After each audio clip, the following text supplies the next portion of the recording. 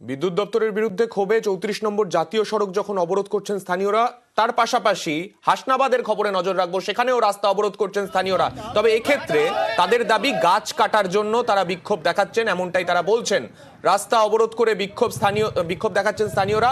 হাসনাবাদের বিশপুরের ঘটনা, আমাদের সঙ্গে রয়েছেন আমাদের প্রতিনিধি অনুপম। আমি অনুপমকে জিজ্ঞেস করবো, অনুপম, কোন গাছ কাটার মূলত তারা দাবি জানাচ্ছেন এবং গাছ কাটার কারণটা কি?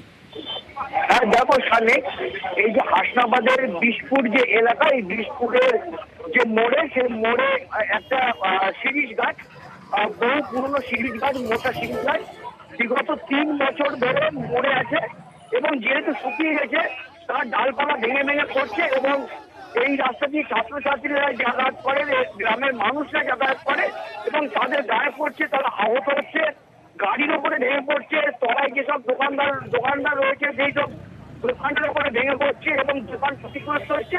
বহুবার কিন্তু স্থানীয় মানুষ কিন্তু পঞ্চায়েত এবং বিডিও অফিসে জানিয়েছে, কোনো সেবা হয়নি, সেই গাছগুলো কাটা হয়নি। এরপরে স্থানীয় মানুষরা আজকে কিন্তু মতামত করতে বাধ্য হলো। তাদের যেটা দাবি, অবিলম্বে এই গাছ কাটতে হবে, নাহলে আরো বেশি বড় বিপদের আশঙ্কা থেকেই যাচ্ছে। সেই জন্য তাদের দাবি যে গাছ কাটতে হবে, নাহলে কিন্তু ভবিষ্যতে আরো বড় আন্দোলনের আহ্বান বলে তারা হুঁশিয়ারি দিয়েছে। ধন্যবাদ অনুপম। আমাদের আন্দোলন এই হচ্ছে গাছ নিয়ে।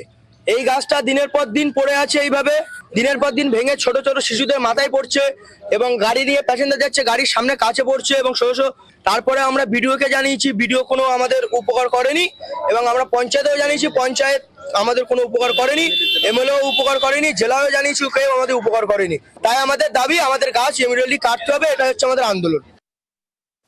এটা তো অ্যাকচুয়ালি পঞ্চায়েতের হাতে না, এটা তো বিডিওর আন্ডারে। গাছপালা যেগুলো হয় আপনাদের, ওটা বিডিও সাহেবকে বলা ছিল। আচ্ছা দেখছি, ব্যাপারটা আমি দেখছি। তাহলে আপনি কি পদক্ষেপ নিচ্ছেন খুব দ্রুত? হ্যাঁ হ্যাঁ হ্যাঁ।